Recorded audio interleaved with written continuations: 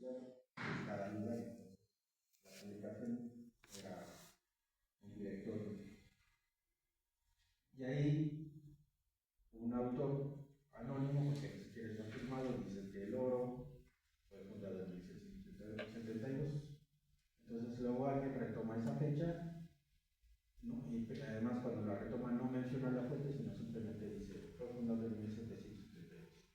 A mí me costó mucho trabajo primero descubrir cuál era la fuente, y luego ya que conocí la fuente, dije, pues no tiene ninguna validez, porque además ese texto decía que en el oro había zapotecas, entonces pues el autor no sabe nada ni siquiera del lugar, porque obviamente no hay zapotecas en nuestra región, los zapotecas son de Oaxaca.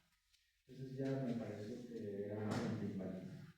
En ese primer foro de 2014, yo cuando iba a la secundaria, mi maestra de español decía,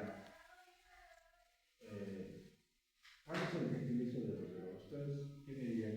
¿Cómo se le llama a la gente de ¿Cómo diría que sería su gentilicio? Mexiquenses para los del Estado de México, mexicanos para los de la República. ¿Cómo se llaman ustedes en su municipio, chicos? ¿Tlahuaquenses? ¿Tlahuaqueños? En el oro, ¿cómo se llama? En el oro, ¿cómo fue? Ándale, oriundos. Orenses, dice. Bueno, orenses, me decía mi maestra de español, que no podía ser. Y si uno recordaba las clases de química, el nombre del oro es aurum en latín, y cuando uno forma un compuesto químico no dice órico, no dice oroso, no dice auroso, áurico. Pero ella decía que en los naturales del oro se debía decir áureos, y yo le decía que tampoco puede ser áureos, porque áureos significa que uno es de oro. Entonces en esa ocasión precisamente hice esa propuesta de que el gentilicio para los del oro era orense, pero en esa investigación además consulté a la Academia Mexicana de la Lengua de cómo se les dice a los del oro. Entonces me hicieron una respuesta donde decía eso, que un gentilicio se forma de dos partes, ¿no? Y la parte del gentilicio es el sufijo, que puede ser de unas terminaciones como ense, eño, digamos, israelí, en los casos otomí, mazahua, que sería una terminación, una combinación de español y náhuatl. Entonces, me ponían varias sugerencias, pero al final decían, a los del oro se les dice oros, y entonces yo decía, pues tampoco se les puede decir oros, eso parece más bien una carta de baraja española, ¿no? El 7 de oro, ¿no? No puede ser así. Entonces yo mismo hice un ensayo donde proponía que a los del oro se les dice aurense. Y sí, al correr de los años, el ayuntamiento lo adoptó como tal. Se debe decir aurense. Ese día que vi esa conferencia, se levantó un señor y dijo, bueno, vamos a hacer una votación, vamos a decir a quién les gusta que nos digan aurense y a quién les gusta aurense. No. La lengua no es una cuestión de votaciones, ¿no? Hay reglas gramaticales y yo me basaba precisamente en ellas, sin ser yo un experto en el idioma, aunque era corrector de estilo, pero yo como investigador pude hacer una investigación y llegar a esa conclusión de que era lo correcto de podría ser aurense. ¿Se recuerdan en Argentina? Pues son argentinos los naturales de ese país, y sería lo mismo.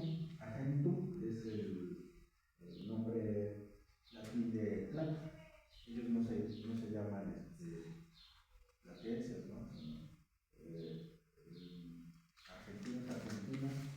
Y en el caso del oro también podría ser así, aurino, aurina. Pero si eso lo trasladan a la palabra oro, que además puede ser, que también significa color amarillo, pues esa palabra con esa terminación podría ser orino y orina, y entonces eso es como una explicación de que eso es error, ocupar la palabra oro para derivar el gentilicio. Los otros dos temas que me interesaban al principio, antes de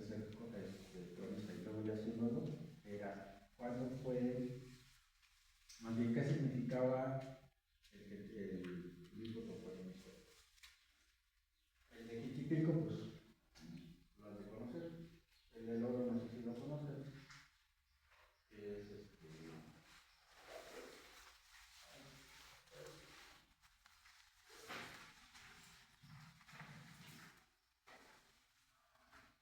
este de aquí es el que se ocupa. Puse aquí varios, esta es la investigación que hice en eso, este es el primero. Pero para los nahuablantes, esto es un lenguaje, no es simplemente un dibujo, no es nada más, ¡ay, qué bonito! Esta propuesta fue de 1966. Aquí hay varios elementos.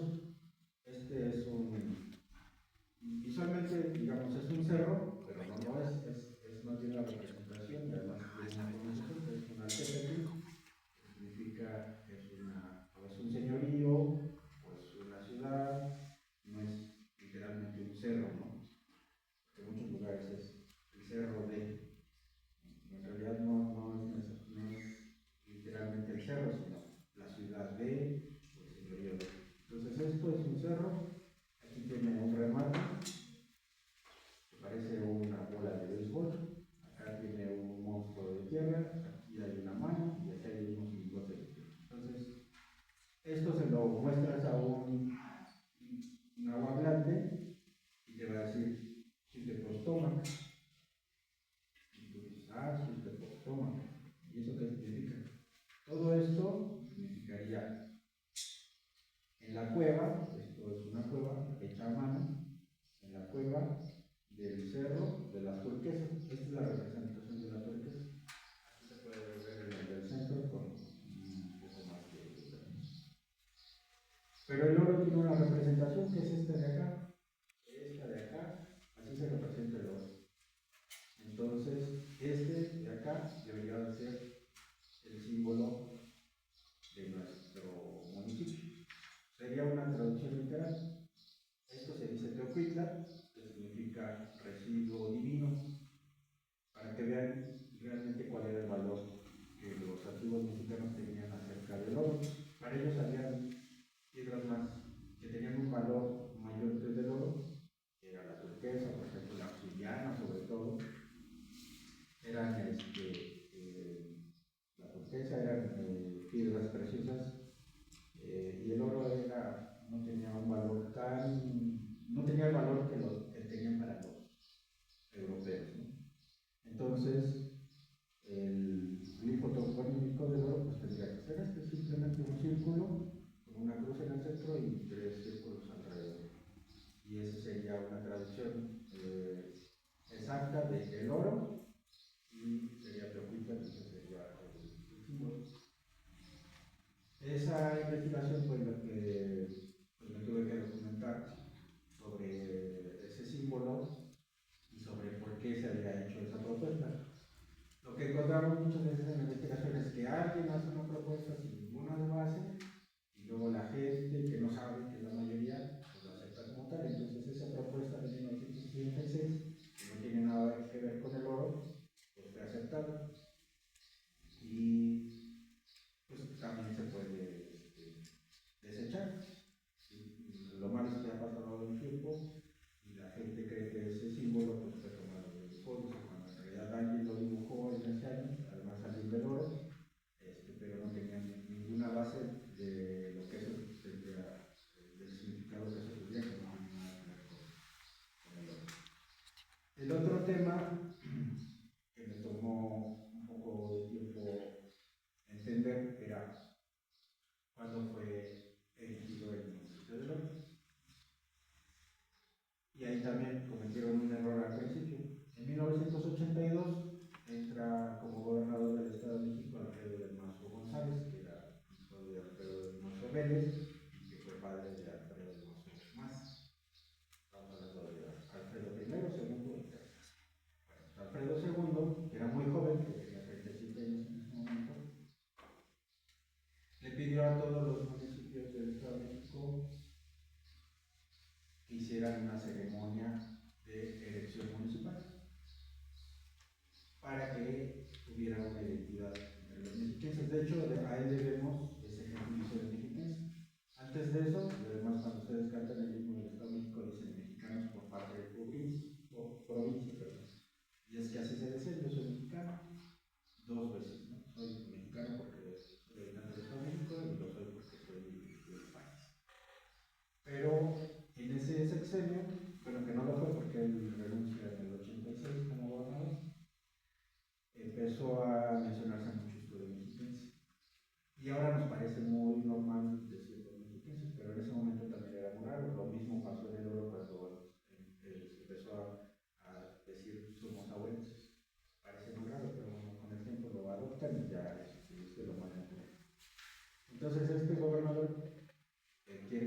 fortalecer la identidad del Estado de México. Insiste mucho en que el gentilicio sea mexiquense, que luego fue adoptado en 1985 por la Academia Mexicana de la Lengua. Y pues habían ceremonias en todos los municipios. Entonces, cuando dan la orden de Toluca a las cabeceras municipales, que en este caso el Oro, les dicen, pues hagan su ceremonia de elección municipal. En el Oro dicen, pues, ¿cuándo fue fundado el Oro? Más bien, ¿cuándo fue reconocido como municipio? Y entonces solo tienen una fecha, que es el 14 de abril de 1901. Dicen, pues esa vamos a ver la ceremonia. Pues esa fecha también es errónea. Esa fecha es del decreto, de la firma del decreto de la creación del Distrito Judicial del Oro, que sí es el 14 de abril de 1901. Se separa de Ixtlahuaca y forma un distrito judicial propio. ¿Por qué era necesario que hubiera un distrito judicial propio para el Oro? Pues porque ahí era la segunda ciudad más poblada del estado después de Toluca, la capital, y ahí obviamente había muchos asuntos judiciales que la gente la tenía que tratar precisamente en Ixtlahuaca. Entonces, trasladarse desde el Oro hasta Ixtlahuaca para resolver un asunto judicial pues no era práctico. Entonces se queda esa fecha, pero luego a un presidente municipal le parece que son muy pocos, 86 años, ¿no? Si estamos hablando de 1985, de 1986, de 1901 a esa fecha, pues le parece muy poco la creación del municipio de Oro, y él decide, el presidente municipal, que hay que inventarle 50 años. Entonces inventan una fecha que no existe, que es el 14 de abril de 1851. Uno, cuando consulta estas monografías, les digo que no son muy buena fuente. Pues sí hay alguien que dice, he consultado todos los decretos de la legislatura del Estado de México y ninguna parece que fue creado en el municipio de Oro. ¿Qué es lo que pasa? ¿Por qué hablan de esa fecha? Pero como esas monografías no las habían realizado gente del Oro, pues no saben cuál es el origen, y es muy difícil descubrirlo si uno no sabe la historia y si uno no tiene la curiosidad de saber de esa fecha. Entonces, ya investigando más, descubro que no fue en esa fecha, sino fue en 1867, el 1 de diciembre de ese año termina la Segunda Intervención Francesa. Fue una guerra de 4 años, de 1863 a 67. A principios del 67, digamos, casi 4 años, entre el gobierno liberal y el segundo imperio, pues, que tenía el respaldo de las tropas napoleónicas. Entonces, ese año, 1867, se restablece la República y se eligen a todos los puestos de elección, que eran diputados locales, diputados federales, presidente de la República y los presidentes municipales. Entonces, en esa oportunidad, el Oro dirige a su primer presidente municipal y nadie de la región se da cuenta que no ha sido creado como un decreto legislativo. Entonces, haciendo una investigación sobre qué pasó para que fuera reconocido, aunque no hubiera un decreto del Congreso de por medio, en 1871, el secretario de Gobierno del Estado de México dice, bueno, no es el único caso del Oro donde no hay un decreto de creación de la municipalidad.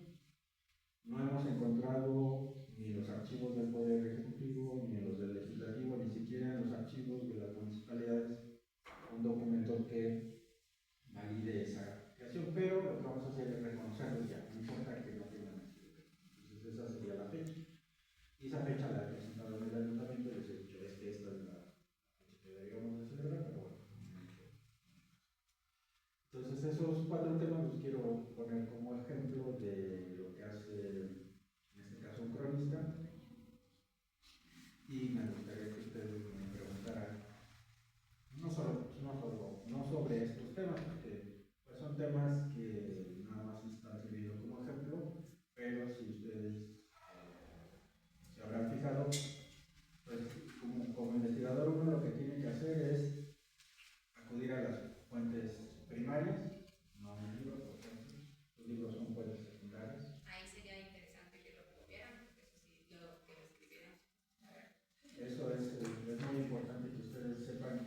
y no porque esté publicado en un libro es un dato verídico.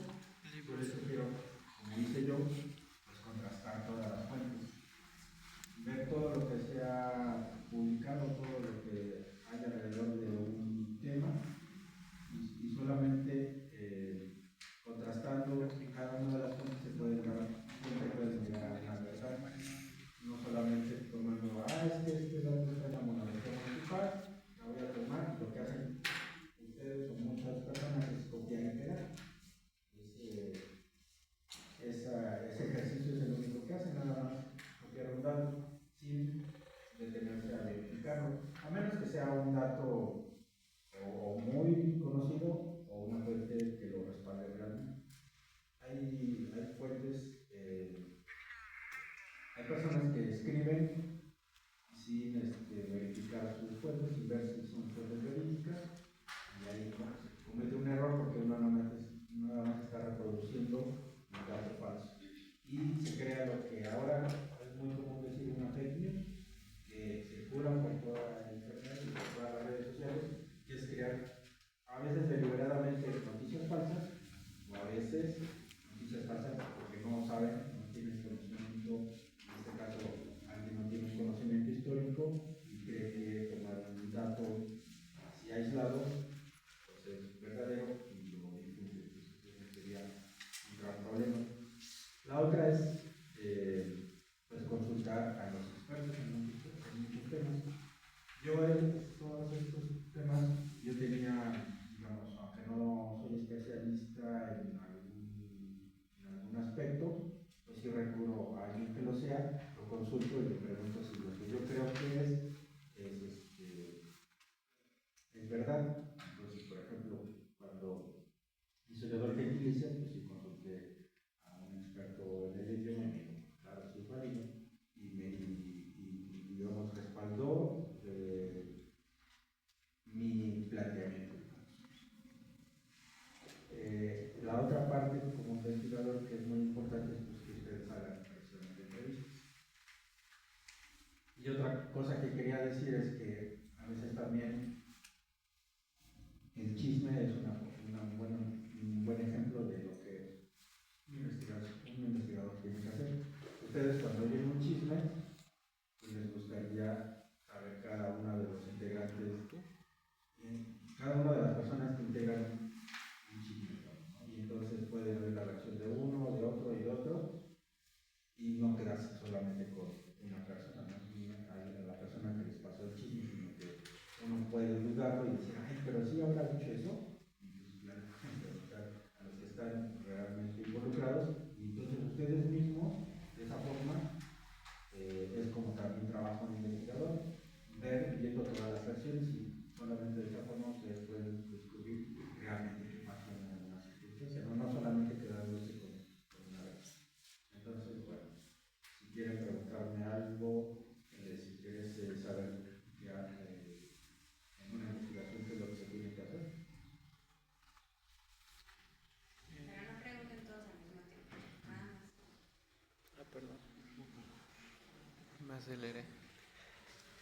¿Qué lo inspiró para ser escritor? Ya les dijo todo lo que tienen que saber.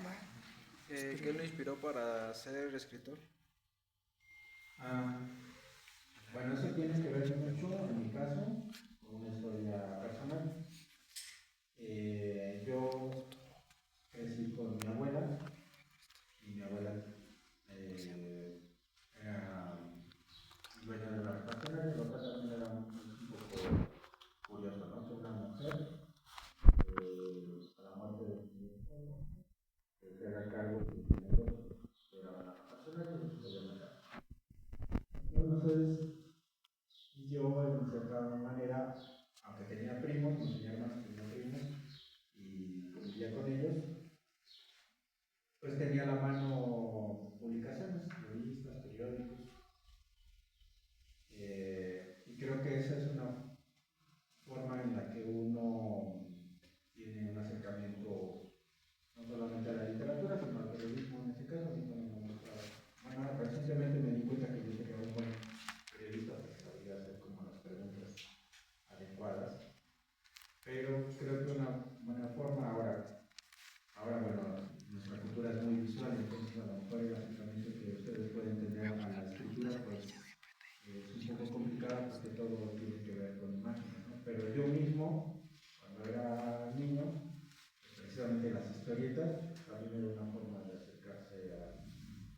la ficción en todo caso, no solamente a la literatura, sino a la ficción. Entonces ahí yo todavía conservo, bueno, aunque no en las versiones que yo leí, pero no sé si conozcan una tira cómica que se llama Mafalda, de Chino, entonces ese personaje a mí me gustaba mucho y era una forma de acercarse a la literatura. Luego ya, aparte de los revistas, los periódicos que yo leía de niño y luego en la secundaria, pues empecé a escribir. Cuando uno empieza a escribir, empieza a imitar mucho lo que ha leído, entonces toma un poco de tiempo que sirve por un propio estilo. Yo mi estilo lo fui descubriendo más o menos cuando tenía 20 años. Sí, 20, 22 años, cuando tenía 22 años, gané un concurso de poesía. Entonces, yo creo que en ese momento ya tenía yo un estilo. Luego bueno, empiezas escribiendo versos, ¿no? A mí, por ejemplo, me gusta escribir poesía, pero no me gusta hacer versos con rima, por ejemplo, en muchos casos, sino más bien un verso libre.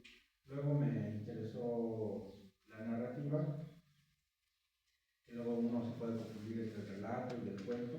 Hay cosas que uno y otro género narrativo comparten, que sería la historia, pero al final la estructura es distinta.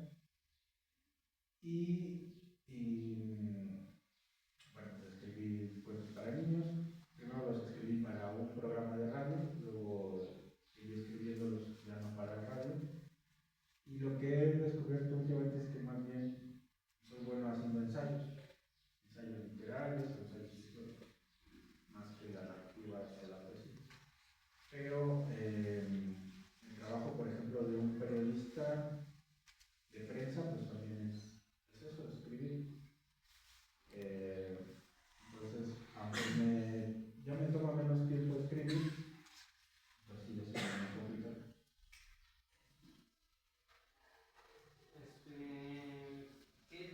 ¿Cómo saber qué tema o qué tema es bueno para hacer una investigación?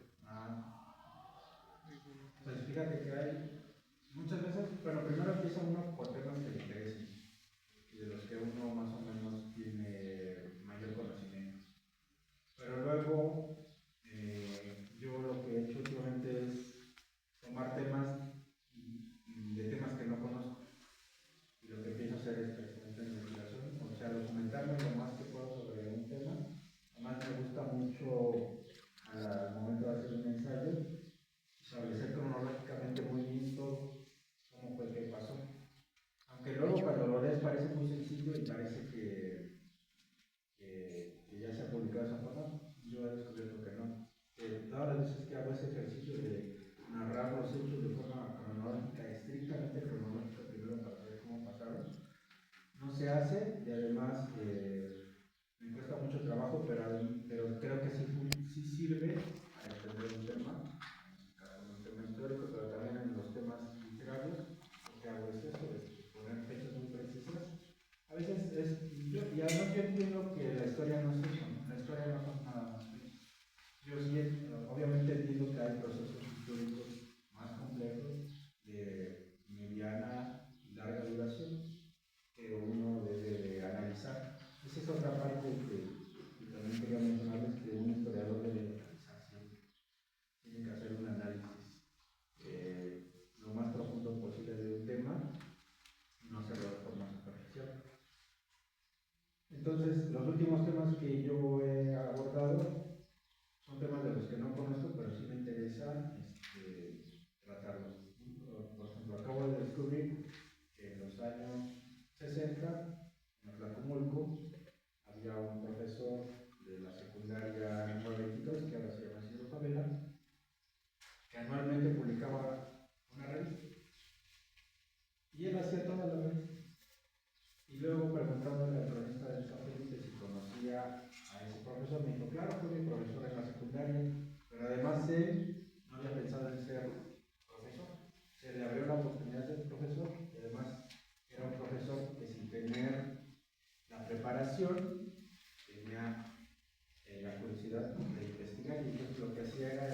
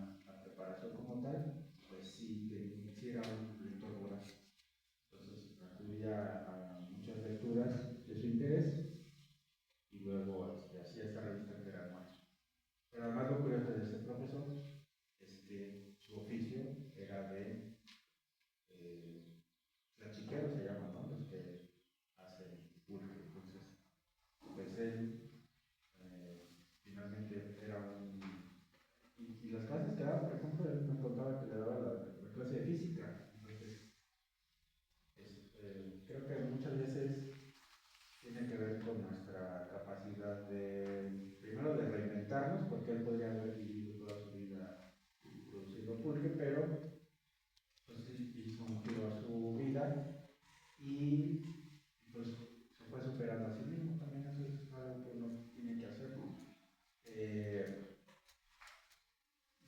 Yo a veces pienso que, que lo que yo hago como historiador, no estoy en ningún caso compitiendo, pero luego sí descubro que hay farsantes, hay que dedicarles un buen ensayo para desenmascarar. A mí me ha pasado que en Tlalpujahua, pues hay un chamaco que es ingeniero que cree que la historia es una colección de datos aislados y ha estado publicando cada barbaridad que yo he tenido que decir que no es cierto por ello. Y en cada caso explico cuál es la historia real. Y cuando uno hace eso, le dicen que le tienes envidia. Yo realmente no le tengo envidia a alguien así, pero sí es importante que enfrentemos ese tipo de situaciones en las que hay gente que publica cosas que no son ciertas, que se esparcen como fake news, aunque la gente no lo sepa, y si es necesario corregirlos en este caso. Además, bueno, como yo soy corrector, pues también no puedo dejar de hacer eso, de corregir siempre que hay un error. ¿Sí? ¿Cuál es su método de investigación? Pues no podría teorizarlo, ¿no? Yo más bien ya es en la práctica, lo que siempre hago es documentarme sobre un tema. Siempre primero veo todas las fuentes. Sí soy muy obsesivo en el sentido de reunir todo lo que se ha publicado sobre algo. Y luego ya teniendo eso, las notas a pie de página siempre te remiten a las fuentes originales. Entonces, luego lo que tiene que hacer uno como investigador es acudir a los archivos o acudir a las fuentes primarias. Entonces, ya una vez que sé exactamente cómo ocurrió algo, pues ya hago un ensayo. Se puede documentar, bueno, con las fuentes publicadas, y la otra pues es lo que es. En muchos casos tienes que hacer entrevistas, porque hay mucha información que no se ha publicado y que la tiene, pues sí, una persona viva. O en muchos casos, y bueno, ya recientemente lo que uno hace es ocupar fuentes audiovisuales, ¿no? No solamente las escritas, sino también los videos, los audios, las fotografías. Las fotografías también aportan mucha información. Y ustedes, como estudiantes de arquitectura, pues obviamente ese tipo de información, la que está en fotografías, tienen, digamos, en una restauración, pues esa es información que a ustedes les sirve mucho.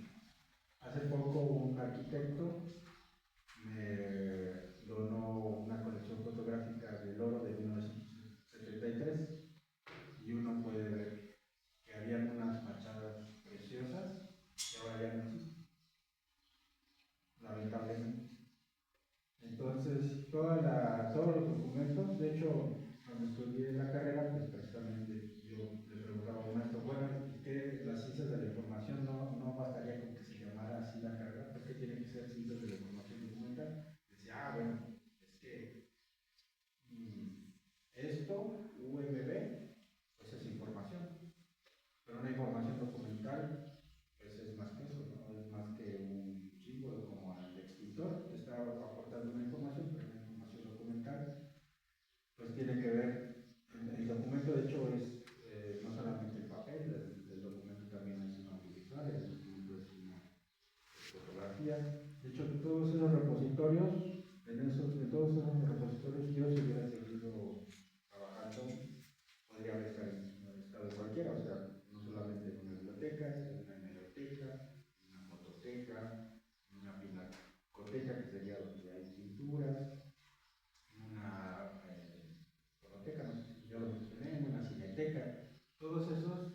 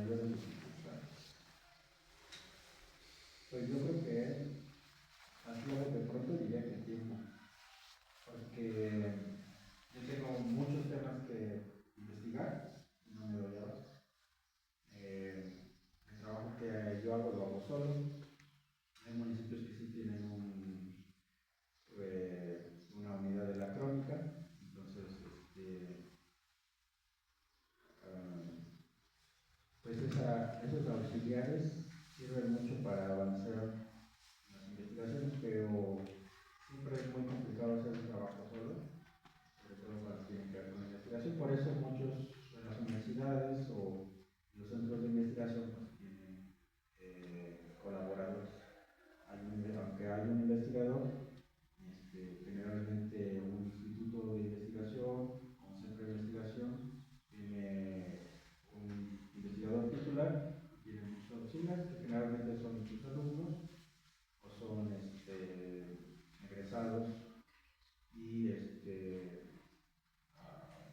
trabajan como auxiliares de los investigadores. El tiempo siempre está en contra del investigador.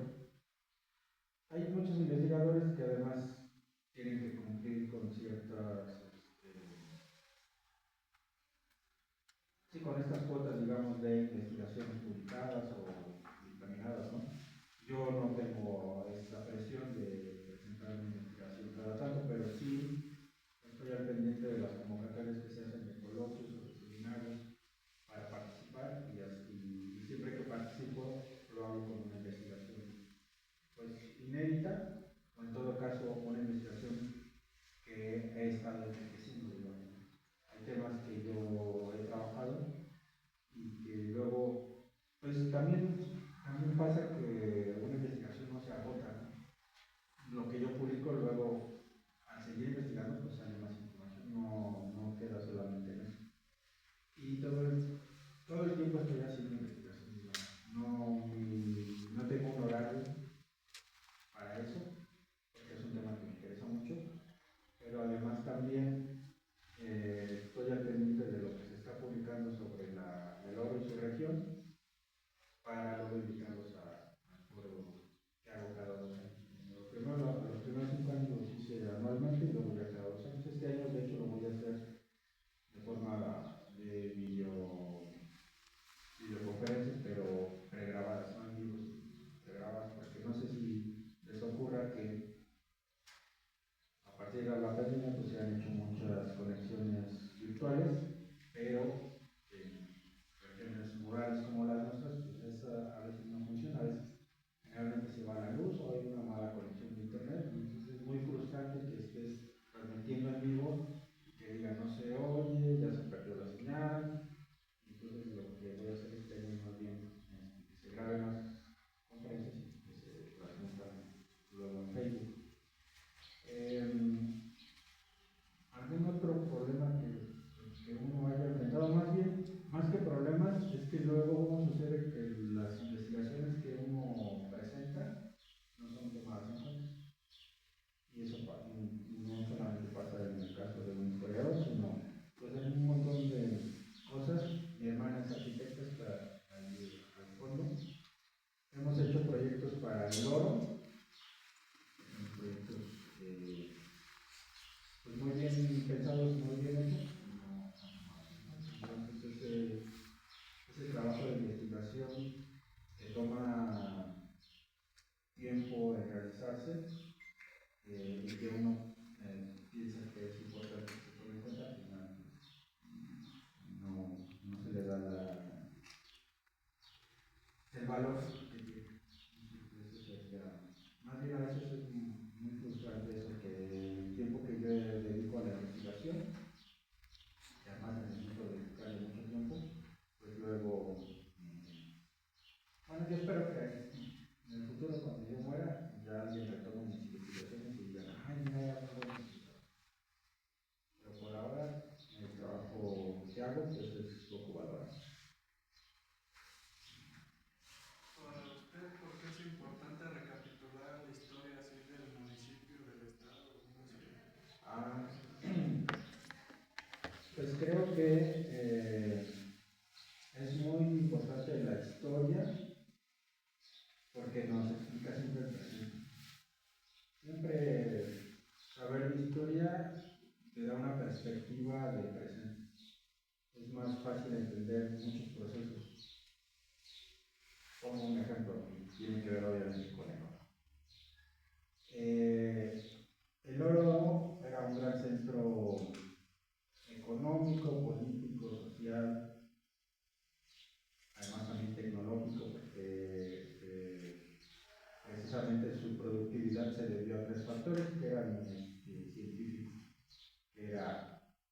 el proceso de cianuración, el uso de la energía eléctrica y el transporte ferroviario.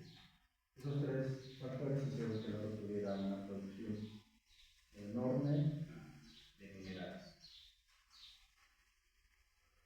Ya que era un poco de movimientos sociales, Acambay, Temascalcingo y Atlacomulco se unieron para contrarrestar esa hegemonía que tenía el oro.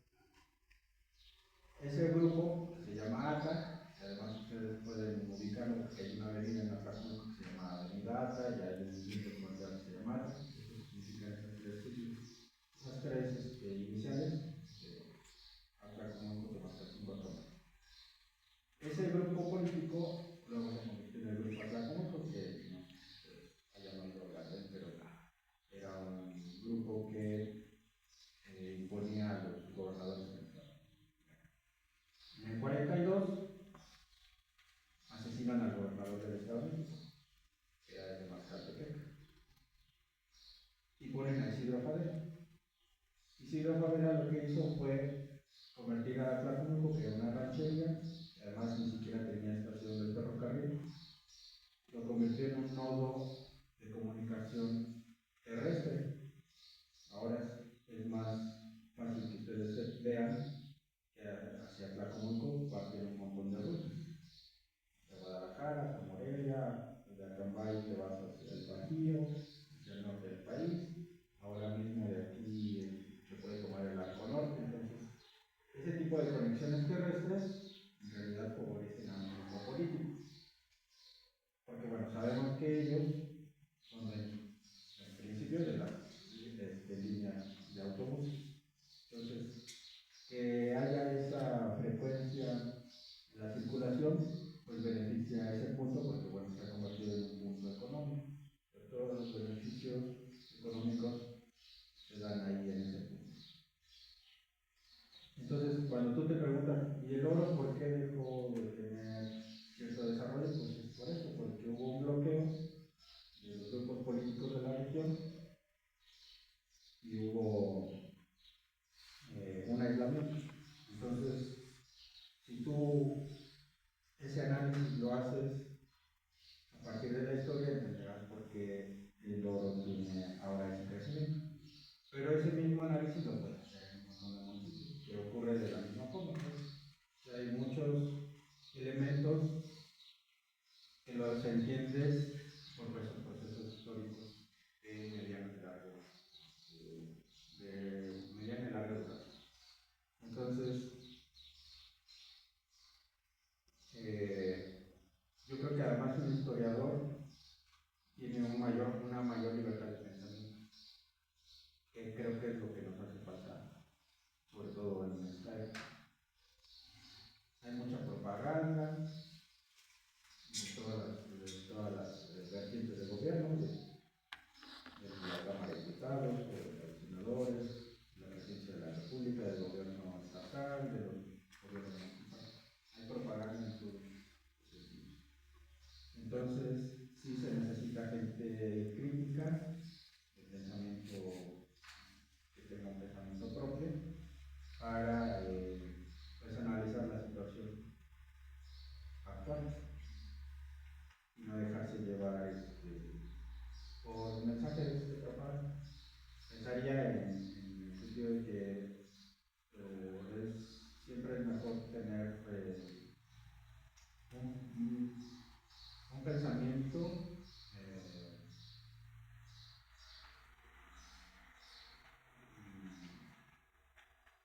que abarque la mayor información posible.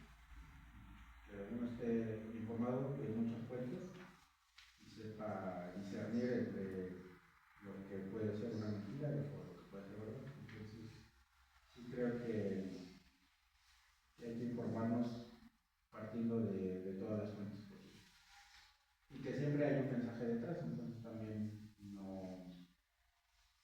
no creer en primera instancia lo que se dice, sino en muchos casos pensar en qué sentido se quiere dar ese mensaje. Y uno como historiador también se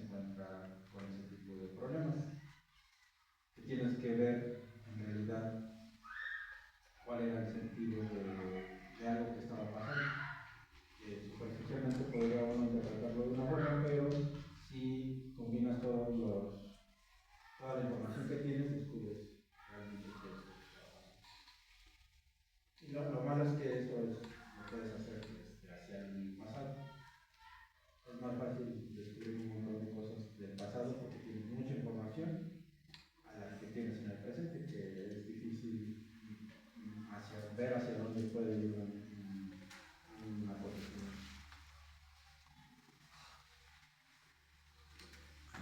¿Sería recompensado por su trabajo?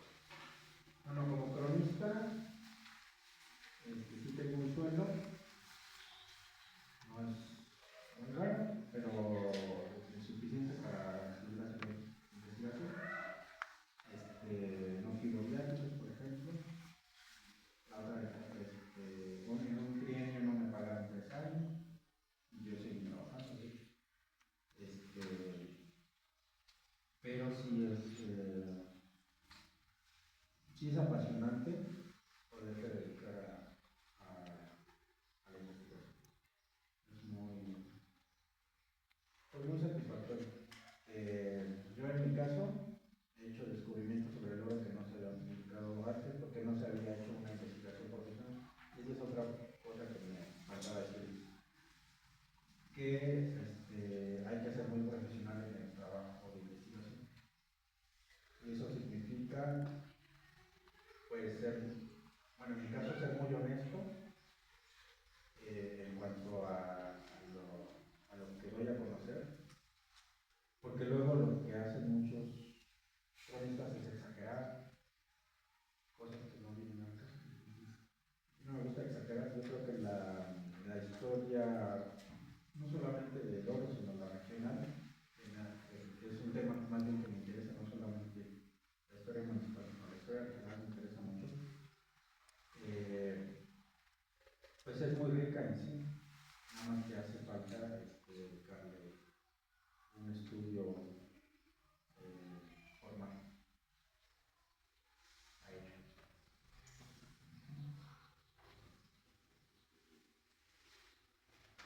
¿Alguien más, chicos? Usted como cronista, ¿cómo cree que la crónica puede influir en la opinión pública? Bueno, la crónica, pues son dos cosas en realidad. Si ya se hubiera contado la historia del oro como realmente ocurrió, yo estaría haciendo la crónica del presente. Por eso es uno cronista. Yo tendría que estar contando lo que está pasando ahorita en mi municipio o en la región, contando las fiestas, entrevistando a gente mayor, pero como la investigación histórica sobre el municipio no se ha hecho, pues ahorita estoy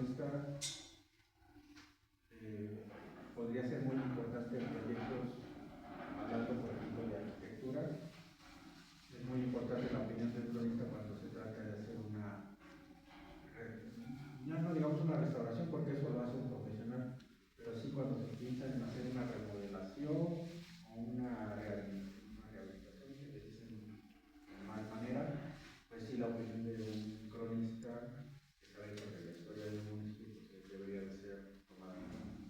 Pero la mayor parte del tiempo no voltean a ver al cronista, aunque es el que tiene la mayor información posible.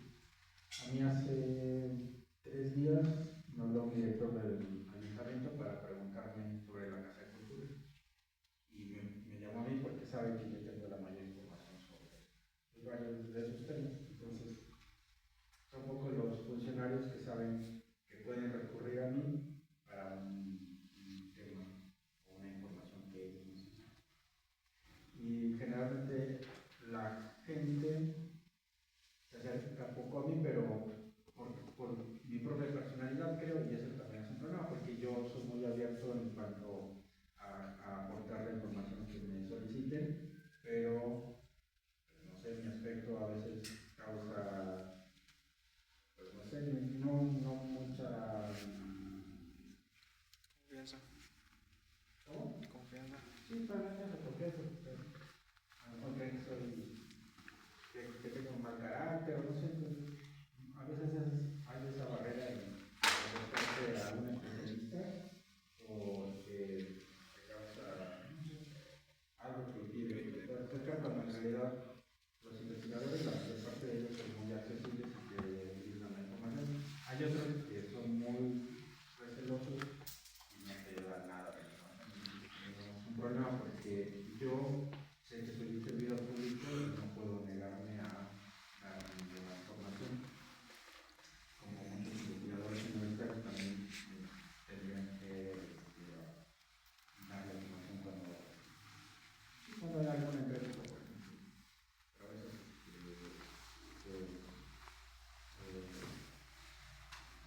se rechazan sobre todo también cuando hay investigación en curso.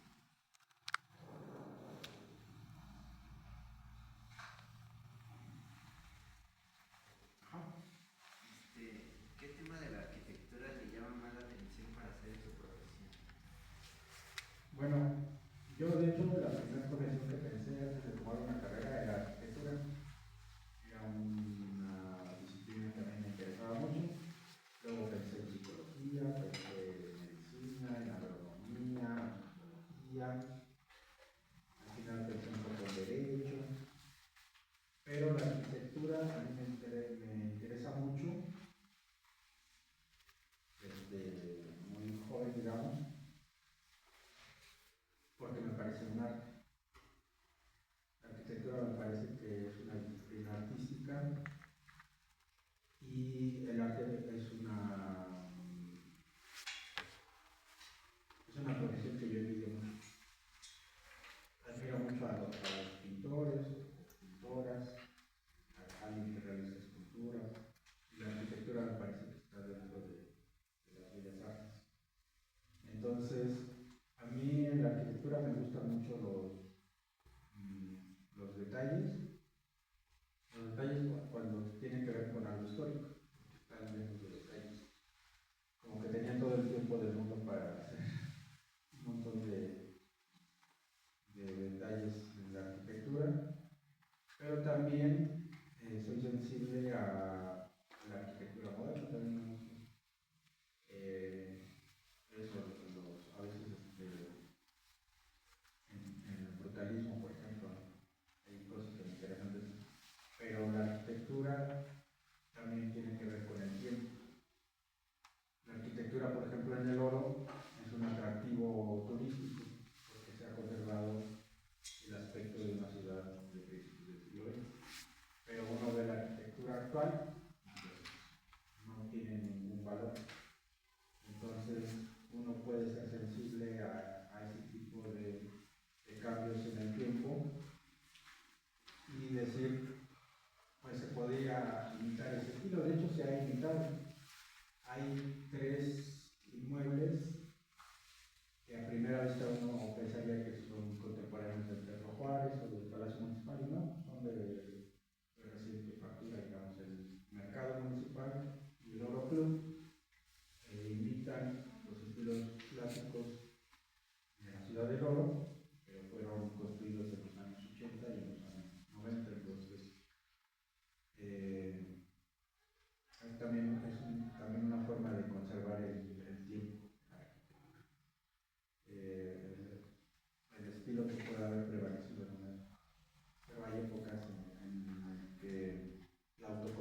construcción,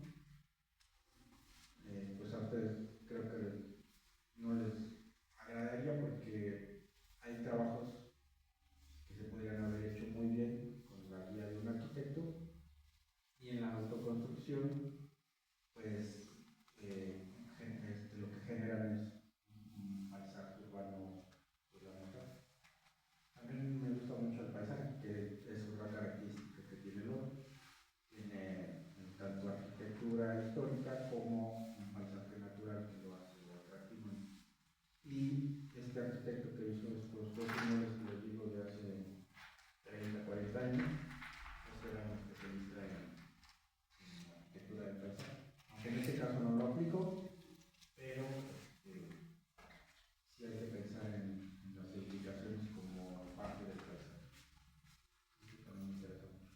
Que una construcción es hecha perfecta por su mala apariencia. ¿Qué edificación le llama la atención para hacer una crónica? Ah, sí, eso es muy interesante.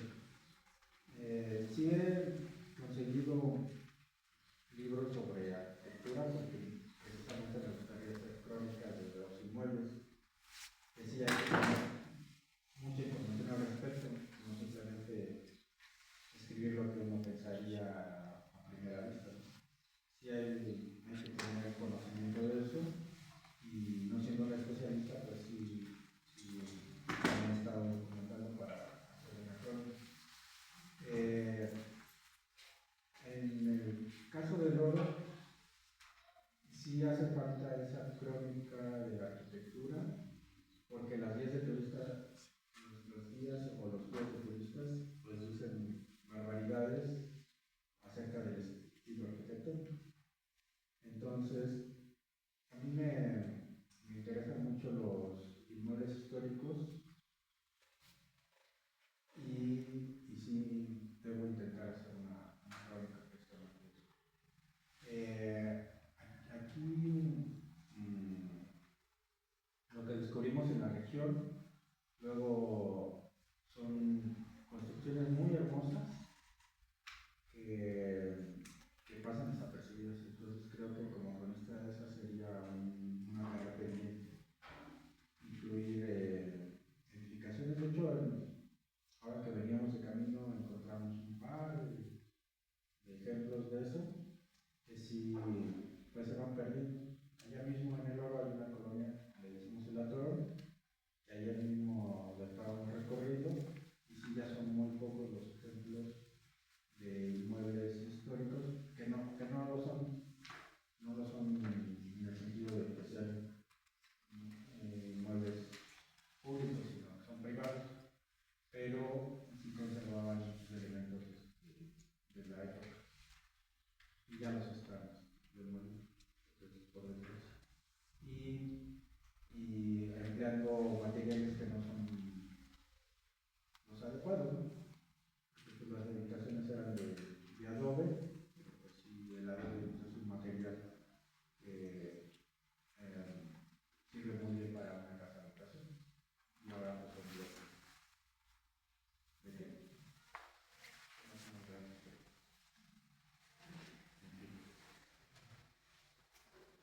Sí. Hasta ahorita cuál ha sido su edificación más relevante de su vida. Pues descubrir que el oro fue capital del gobierno del Estado de México en 1863, esta ha sido creo que la más importante en cuanto al oro. Manuel Somaría Piña fue gobernador en 3 ocasiones en el Estado. 2 veces lo fue en 1863 y luego lo fue en 1871, por 3 años. Él era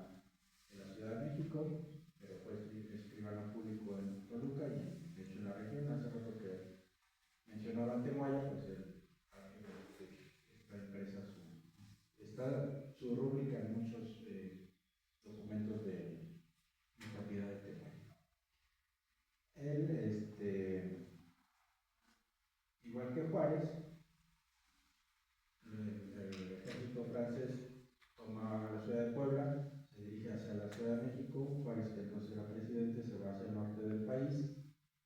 Somera, que era gobernador de México, se va de Toluca hacia Michoacán. El ejército francés ya había tomado la Ciudad de México, ya estaba en Lerma y ya iba a tomar Toluca. Entonces, se viene hacia Michoacán, pero viene aquí al Oro precisamente porque su bisabuelo era de Tlalpujahua. Su papá no había nacido en Tlalpujahua ni en el Oro, porque había nacido en Sinaloa. Su abuelo era soldado, entonces ella conoció a una mujer, tuvo sus hijos y bueno, luego todos se vinieron hacia la región, pero sus familiares sí vivían ahí en la región, se apellidaba Fernández de la Somera. Entonces, cuando está en el Oro, pone un decreto que dice que la capital del estado será donde él esté como gobernador. Entonces lo firma en el Oro y entonces automáticamente se convierte en la capital, que lo habrá sido por unas 2 semanas. Luego él se va hacia Zitácuaro, está ahí 2 o 3 meses y luego le da el mando político y militar a un escritor que se llama Vicente Riva Palacio, que fue coronel y luego se convirtió en general. Esa investigación en particular a mí me parece muy importante. Gracias a ello el Oro tiene una sexta declaración, que es municipio heroico. Es municipio heroico porque el ejército francés sí persiguió a Somera hasta el Oro. Cuando llegó ahí descubrieron que ella se había ido a Zitácuaro, pero la población no lo entregó. O sea, lo podrían haber capturado, podrían haberlo entregado al ejército francés. Ellos en represalia lo que hacen es quemar el archivo, que es la memoria histórica.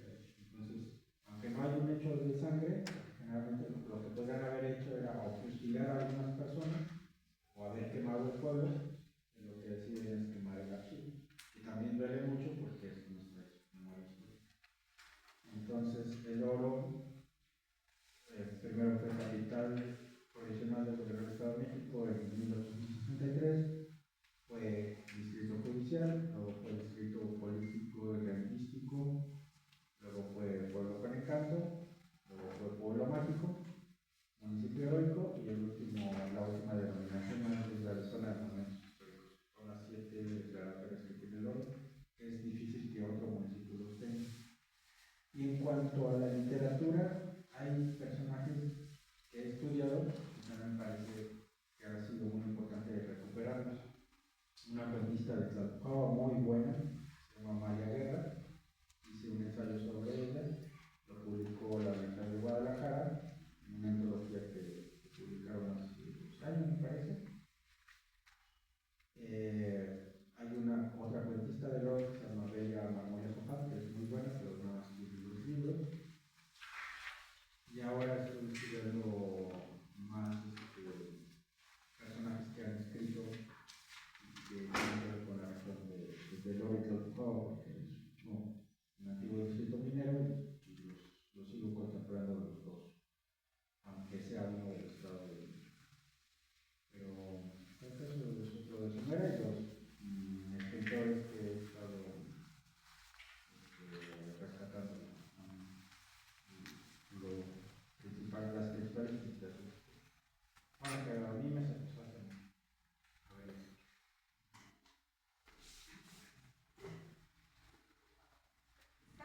¿Alguien más? ¿Cuál es su motivación de día a día? ¿Cuál es su motivación?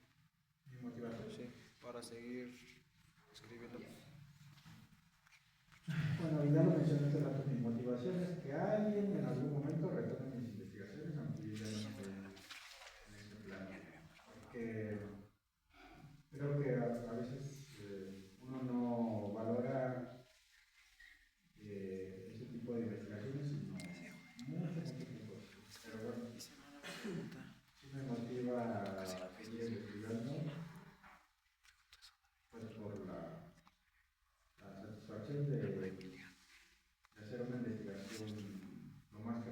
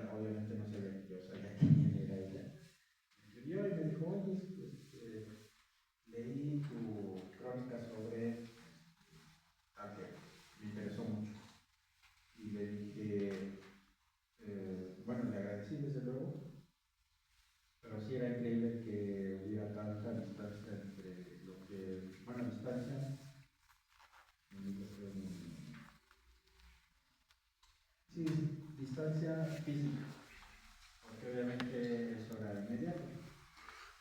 Entonces lo que ella leyó pues fue inmediatamente que me escribió. Luego a ella sí la conocí porque vino a Morelia a hacer una residencia física, la conocí en persona. Y luego sí pasa esto que es muy repetido de que nunca conozcas a tus ídolos, porque sí fue una decepción luego conocerla en persona, porque la persona que yo creía que sabía mucho sobre México pues no sabía nada. Lo único que le interesaba era hacer esa residencia artística y visitar la Villa de Guadalupe, la Basílica de Guadalupe.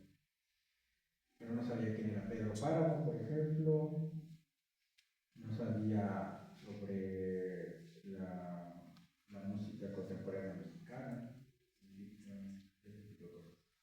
Pero esa investigación que mencioné hace rato de Amalia Guerra, que ella ha sido retomada en Guadalajara, también, digamos, me hizo llegar hasta Jalisco. Y esa investigación también la hice muy rápido y además con muy pocos elementos, y creo que salió muy bien porque toda la información estaba en Guadalajara. Sin embargo, yo la rescaté vía internet con todo lo que pude y solamente me faltaba consultar un par de libros que sí era de forma física. También eso lo recomiendo mucho, que hagan investigación en bibliotecas, que no nada más lo hagan lo que encuentren en internet o en los documentos electrónicos que encuentren.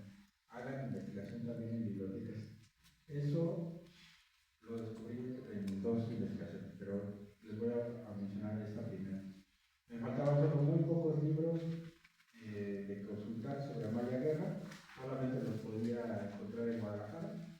Entonces un día fui a las 12 de la noche de Atlacomulco, llegué a las 6 de la mañana a Guadalajara, esperé un poco de tiempo en la terminal para que llegara al momento en que abría la biblioteca de la Universidad de Guadalajara. Ya sabía yo exactamente qué libros iba a buscar. Fui, dije a lo mejor me toma todo un día, en realidad me tomó 2 horas, y esas 2 horas fueron suficientes para terminar mi investigación sobre la malaria. Entonces, ya había considerado que podía tomarme un día entero, pero como ya sabía exactamente qué es lo que buscaba, pues fue muy rápido y ese día me pude regresar a él. O sea, ya no tuve que pagar un hotel, que era ese tipo, esos luego son los tipos de obstáculos que no tienen muchos recursos. Entonces, si era preferible ir y regresar a ir, quedarme y luego regresar. Esa era una. Pero la otra tiene que ver con una colección que tiene la UNAM que se llama Vindictas, que es cuestionable en el sentido de que son autoras mexicanas rescatadas por mujeres. Cuando, por ejemplo, yo he escrito sobre Amalia Guerra y es una mujer, y no veo por qué tenga que ser exactamente otra mujer quien haga un estudio sobre una cuentista. En este caso, la UNAM publicó una novela de Gabriela Rábago Palafox, que no se había reeditado, pero precisamente el prólogo tiene muchos errores, y es porque la autora solamente se basó en lo que encontró en internet. Yo lo que hice fue acudir a la UNAM, al Instituto de Investigaciones Filológicas, y encontré todos los libros de ella. Y eso mismo lo podría haber hecho la prologista, o sea, podría haber acudido a una biblioteca, podría haber conseguido los libros que ha publicado y haber hecho un mejor estudio. Entonces, a lo más que me he llegado, pues sí, ha sido en Perú, Guadalajara, y ya porque cuando era estudiante acudía a un coloquio en Tuxtla Gutiérrez, pero pues era una ponencia sobre, era una ponencia sobre una biblioteca regional histórica.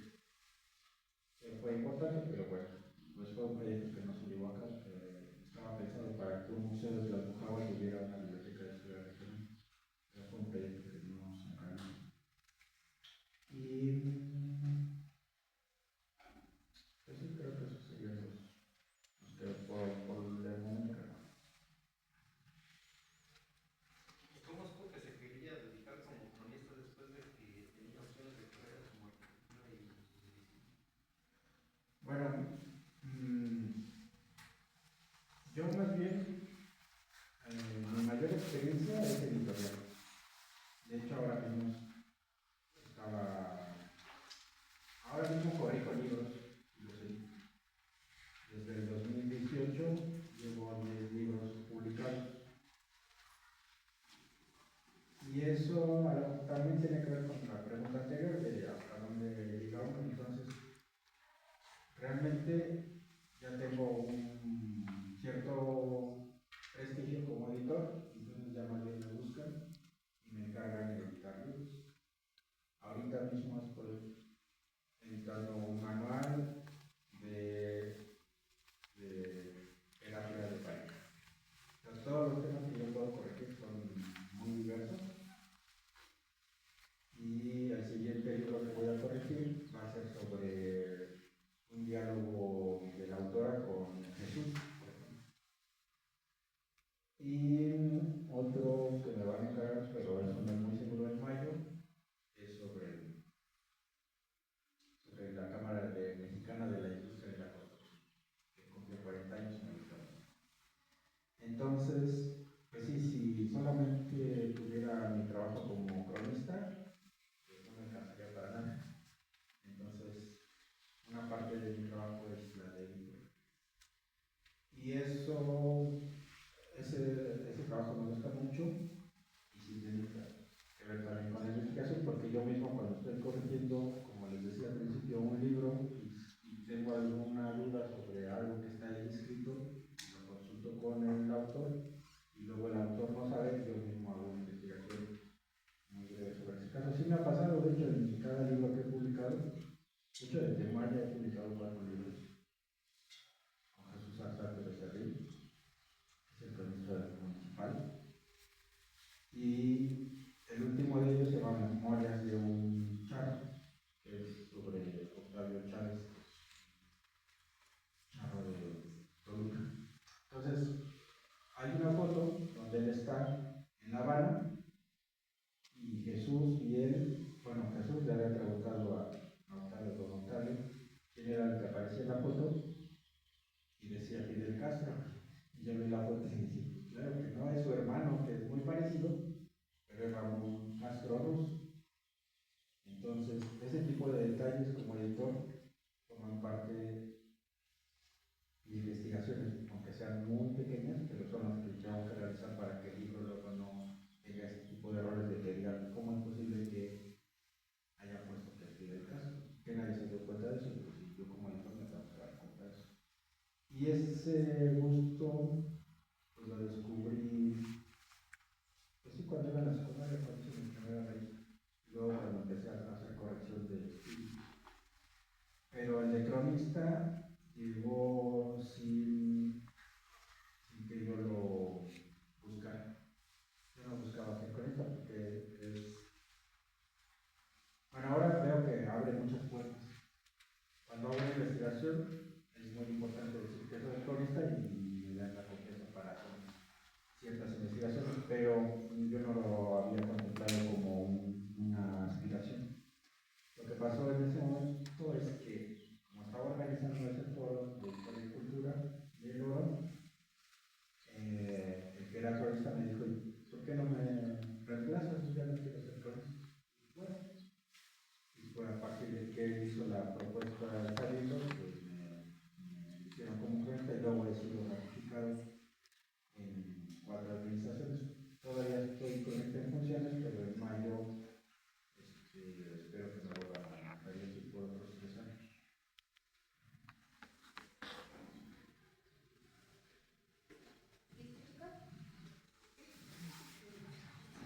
Primero hay que darle un aplauso. Muchas gracias,